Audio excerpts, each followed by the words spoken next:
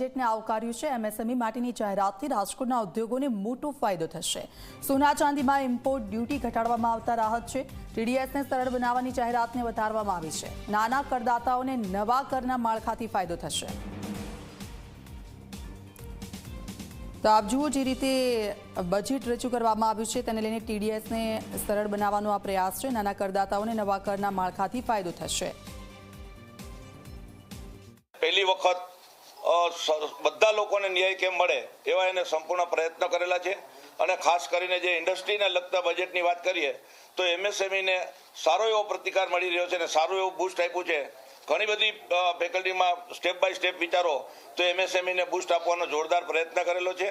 ખાસ કરીને એગ્રીકલ્ચરને પણ એટલું બધું પણ આપ્યું છે કે જેથી કરીને એગ્રીકલ્ચરમાં પણ ડેવલપમેન્ટ થાય।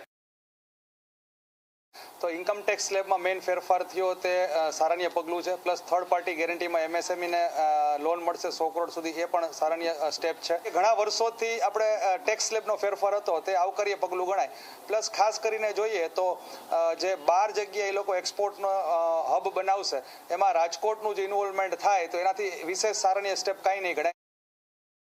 સોના અને ચાંદીમાં બંનેમાં ઇમ્પોર્ટ ડ્યુટી ઘટાડી અને 6% સુધી લઈ આવ્યા છે। પ્લેટિનિયમમાં 6.4% જેવો ઘટાડો કર્યો છે। તો આ અમારી જ્વેલરી ઇન્ડસ્ટ્રી તરફથી અમે ખૂબ જ આવકારદાયક પગલું ગણીએ છીએ અને આ કસ્ટમ ડ્યુટી ઘટાડવાથી અમારી ઇન્ડસ્ટ્રીને ઓર્ગેનાઇઝ વે તરફ જવામાં ખૂબ જ સફળ અને સારું પગલું કહી શકાય। સ્લેબમાં પણ ચેન્જીસ જે નવી સ્કીમમાં છે એમાં ઘણા ચેન્જીસ કર્યા છે। બીજા ચેન્જીસ મોટા છે કે જે સેલરી એમ્પ્લોયી છે એને સ્ટાન્ડર્ડ ડિડક્શનમાં વધારો કર્યો છે। પેન્શનમાં પણ જે સ્કીમ છે એમાં પણ વધારો કર્યો છે। ઓવરઓલ જોવા જઈએ તો ઇન્કમ ટેક્સ એટલે ડાયરેક્ટ ટેક્સની રીતે ખૂબ જ આવરદાયક પગલાં લીધા છે। કસ્ટમ ડ્યુટી અને જીએસટી ઘટાડવાથી ફાયદો ઘણો થાય છે મોબાઈલ અને એના ઉપર, અને ઇન્કમ ટેક્સના જે સ્લેબમાં ફેરફાર કરેલા છે એનાથી નાના વર્ગને ઘણો ફાયદો થશે।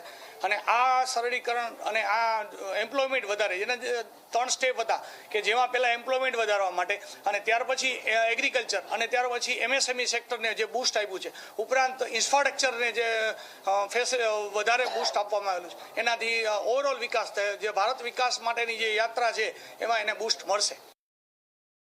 એક સરસ વાત એ હતી કે આજથી 8-10 મહિના પહેલા રાજકોટ ચેમ્બર ઓફ કોમર્સમાં સેન્ટ્રલ ગવર્મેન્ટ તરફથી એક સર્વે માટે એ લોકો આવેલા, જેમાં અમારો અભિપ્રાય એવો હતો કે ભણતરની સાથે એ લોકોને મશીનરીમાં કામ કરવા માટે અને સ્કિલ્સ એટલે કૌશલ્ય વધારે પ્રાધાન્ય ધરાવે છે। તો આ બજેટમાં સરકારે 1000 આઈટીઆઈને અપગ્રેડ કરવા માટે અને 20 લાખ વિદ્યાર્થીઓને સ્કિલ્સમાં ડેવલપ કરી અને નોકરી મેળવવા માટેનો એક મોટો ફાળો કર્યો છે। તો દેશના બજેટ પર